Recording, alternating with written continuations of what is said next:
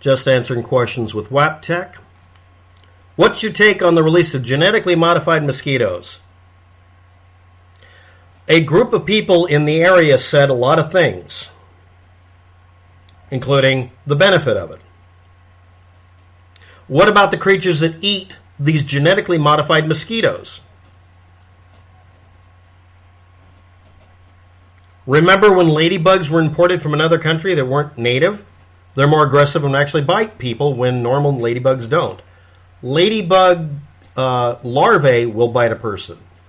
And the grown ladybugs, I've never heard of a ladybug, even from another country, biting humans, but your comment, I'm taking it at face value. I'm assuming that's true. Importing bugs or anything else from another continent that have never been here or anywhere else is usually a bad mistake. Look at us Americans, primarily coming from Europe. They should have really, really gotten rid of those pilgrims. But anyway, actually started with the Vikings, but let's not go there. It never works out well messing with Mother Nature. Okay, GMO corn. Altered. You'll see rhetoric and propaganda posters showing people growing corn ears as heads. And genetically modified cow meat and pig meat means you'll grow a snout and a tail. Even Donald Trump said this because Donald Trump is completely intelligent. But only happens if it's genetically modified. We domesticated cattle and plants. Originally, corn looked more like wheat. We've modified it over many, many centuries. Not just us Westerners. It was actually done by the people who were on this continent when we stole it from them, fair and square. And you do not look like an ear of corn at all. And you don't have udders and you don't have horns. In fact, the only thing you can claim you got that people complain about is the antibiotics and hormones put into the meat actually affecting humans, because it actually does. That's been found to actually happen because the hormones are still present in the meat. They need to be weaned off of them for a month before you can do the slaughtering so that they don't contain them. We modified them genetically by selective breeding instead of natural selection by environmental pressures for so long that we have dogs and cats that don't look like wolves and panthers. We've modified so many plants, some of them can't even reproduce without help. Bananas don't look or act like the original native original bananas in any way. And we've done that several times. But you do not look like a banana. You don't have udders, you don't have horns, and you don't have corn stalks sticking out of your head. Or wheat. Now, on the negative end of this, obviously eating something that's tainted with hormones and antibiotics might affect you. Also, just eating meat might.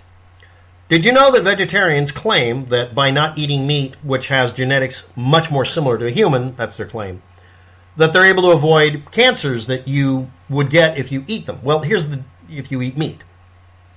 If you avoid eating meat for the entirety of your growing up period from birth till the age of, let's say, 16, as much as possible, this eliminates your ability, that's all you have to do, this eliminates your ability to have any genetic alteration or biological alteration, because when your body consumes meats, because they're so similar, your body just breaks them up partially and just takes the raw protein strands and just reuses them. It also does that with plants, but I don't see you wondering if you got wood growing out somewhere weird. But if that is actually a concern, you can stop being a vegan or vegetarian at the age of 14 or 16 or whatever the hell the age is. True story. Once you have most of, if not all of your adult teeth, except for, maybe the wisdom teeth, you're fine. Because the rest of your body has already been set in stone.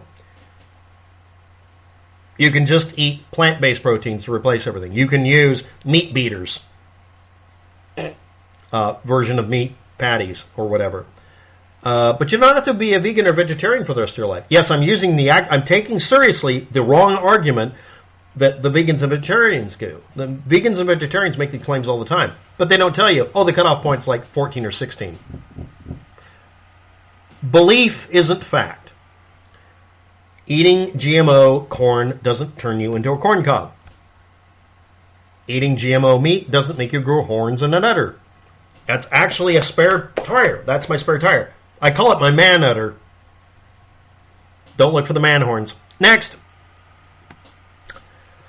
Someone's posting a bunch of compliments, blah, blah, blah, and then starts up with this. Here we go.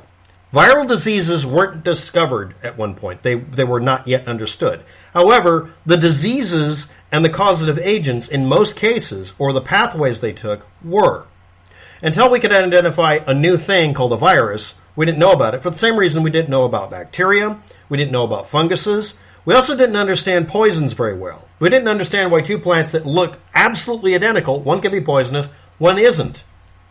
Or more accurately, during certain times of the year, one plant is poisonous and the other one isn't. True. Same thing with fruit. They change over time. Some fruit that isn't ripe is actually very dangerous. If you eat enough almonds, you can get poisoned. Because we didn't understand that.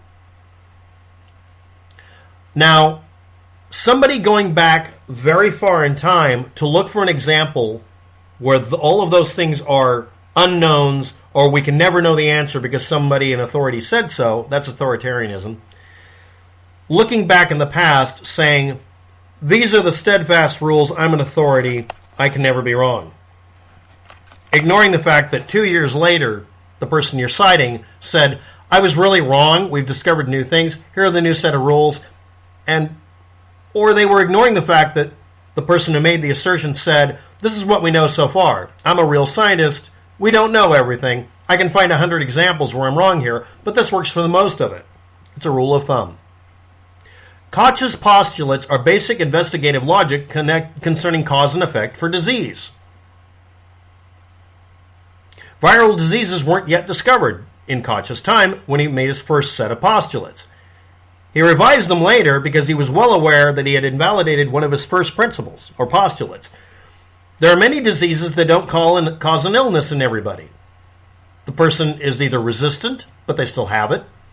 They're affected by in a way that's mild, or they're atypical people who react differently to a disease, or it's gone dormant. Or, like Typhoid Mary, they're entirely immune to it, but they can carry it everywhere. And that's a bacterial infection that's easily checked and has been isolated and confirmed.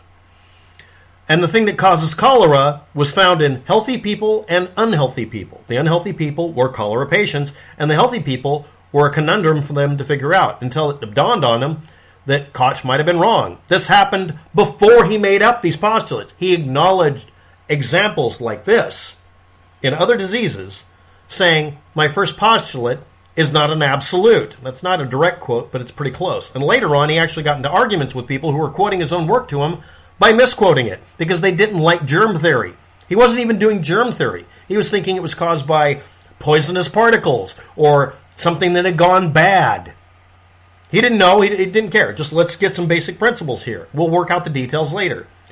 Like the person making a claim, viral diseases and other diseases and everything are done by putting them into isolated, phylums and stuff. Okay, that's great. We separate and catalog these things. Yes. But then you ignore the fact that they also say, here's an outlier, we don't know where it goes in, it fits into too many areas. We have to complete the process of making our family, subgenre, phylum, whatever, work. But you ignore the fact that they say these are incomplete and should not be treated as absolutes, which is literally in the page of every science page I've ever looked up, including the 1800s. Laws. Black's Law Dictionary is quoted by a lot of people who want to be right on the internet because they quote a version right before the next one that says, I made a mistake on page 60. Don't quote it. People quote it anyway because they want to win a fucking argument on the internet because he typed something wrong or the publishing company made something wrong. Koch's postulates was done by a human being who could make mistakes, who acknowledged them later and also corrected them. But let's ignore that shit because you want to be right on the internet. Black's Law Dictionary was done by a group of people, not just one person, primarily one. And they were based on taking the laws as written everywhere and collating them and then showing them to people and saying, see, they're not consistent, and then waiting for them to correct it and then make the next edition. That's explicitly what the guy said in Black's Law Dictionary in the fucking intro, but let's ignore that. Laws don't evolve or change over time, By the way, Black's Law originated before there were airplanes or cars. Therefore, they don't exist or something. Good fucking God. Next. Viruses are identified and isolated by using a process by which pieces of DNA are stuck together by a computer. But we identified viruses long before we even had tube-based computers.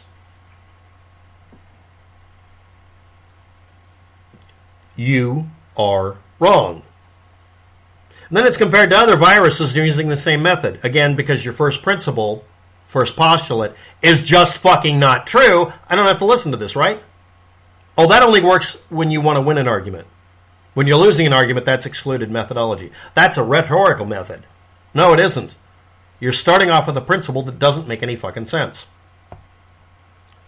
You say, once you start tampering with these postulates, you're already reaching. You're misquoting them. You're misrepresenting your origin story and your authoritarianism. Control experiments. These are done where you use placebos and other methods for trying to see if you're just fooling yourself into seeing a reaction when you do an experiment. The claim is that a plethora of experiments and people didn't do them. But they did.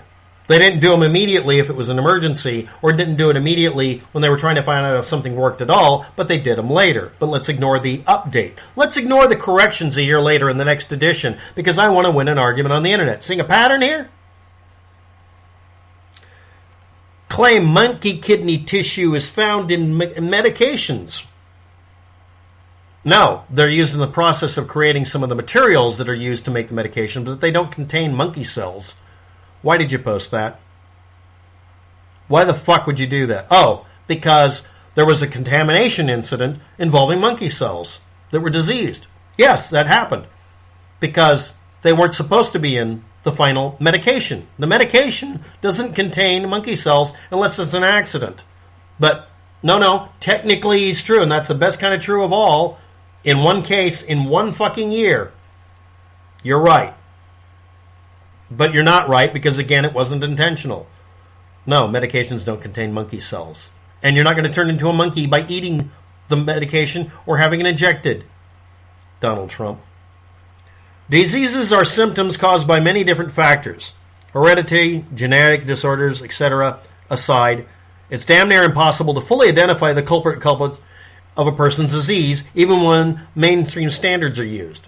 You're saying we can never know anything because your fourth statement here is presuming that you're right up to this point when you're not. You've literally done everything possible to build a tower of cards here and then lit them on fire one at a time to this point where you say we can never know anything. No, we can know a lot of shit. You can't know anything because you're claiming a universe exists where literally everything we're basing our discussion on can't work.